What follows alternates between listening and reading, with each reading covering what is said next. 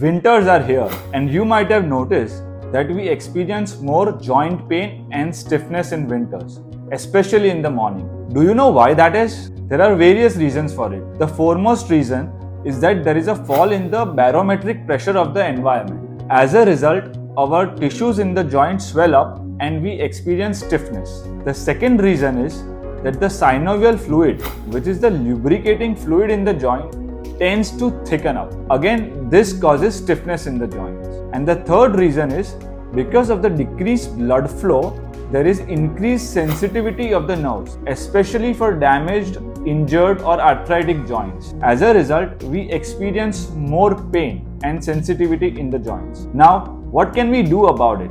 The first thing that we should do is we should do exercises regularly, especially in the mornings. A gentle walk is enough as well. Second thing is we should do is keep ourselves hydrated. Hydration is not only important in summers, but it is equally important in winters as well.